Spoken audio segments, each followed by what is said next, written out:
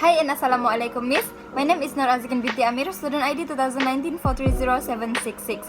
So today I will talk about one of the non-traditional issue in Southeast ASEAN. Non-traditional security issues are challenges to the survival and well-being of peoples and states that arise primarily out of non-military sources such as climate change, resources scarcity, infectious disease, natural disasters, irregular migration, food shortage, people smuggling, drug trafficking, and transnational crime. These dangers are often transnational in scope, defying unilateral remedies and requiring comprehensive, such in terms of political, economic, social, as well as humanitarian use of military force.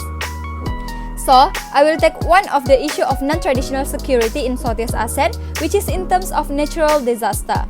Basically, as we know, a natural disaster is a major adverse event resulting from natural processes of the earth. A natural disaster can cause loss of life or damage property and typically leaves some economic damage in its wake, the severity of which depends on the affected population's resilience and on the infrastructure available. Statistically, since 1980, the incidence of natural disaster occurring around the world has experienced a consistent increase year after year, with the three largest categories of natural disaster, which is earthquakes, major floods, and storms. According to the study, among all the continents on the face of the earth, the ASEAN region is the continent with the highest risk of natural disasters. Taking into account 5 categories as a comparison, which is location, preparedness, risk, level of exposure, and capacity to go through natural disasters. Indonesia is ranked 5th in the list of countries most at risk of natural disasters. Indonesia was given a risk rating of 10.24% by researchers. Due to its position right above the Asia-Pacific ring, Indonesia faces frequent volcanic eruptions and earthquakes, which carry the same risk of tsunamis. In Vietnam, major floods and landslides have become more frequent, resulting in losses of millions of ringgit. Uncontrolled logging activities are said to be a contributor to this problem. On average, 430 Vietnamese people die each year due to natural disasters.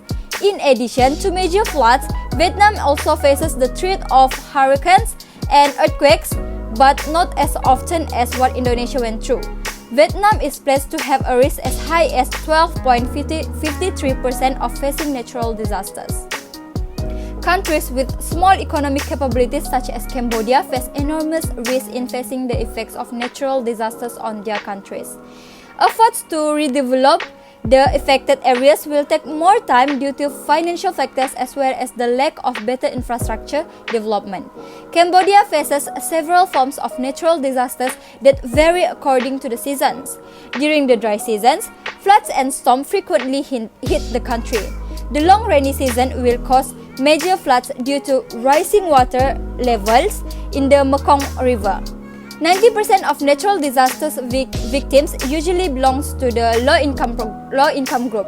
Cambodia's low-income population is around 79%, with almost 1/3 of Cambodia's economic resources coming from agricultural resources. The catastrophe will definitely slow down the country's development. In terms of risk, Cambodia is placed to have a risk percentage of 16.58%. Brunei shares the same position with Malaysia and Indonesia, but is placed in a higher risk category due to its position as well as its weakness in terms of adapting to changes in the shape of the Earth's surface due to natural disasters. Brunei itself is free from natural disasters such as earthquakes, volcanoes, and hurricanes.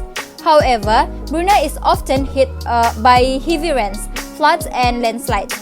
Although at this time the incidence of natural disasters involving Brunei is very rarely reported, researchers believe that if Brunei is hit by a major disaster that cripples their national system, it will be difficult for Brunei to return to its original state. Brunei is placed at a 17% risk rate. Each year, a total of 20 typhoons will hit the Philippines with the period June to November recording the time of the event. The Philippines is also located in a volcanic ring with more than 30 tremors felt in a year.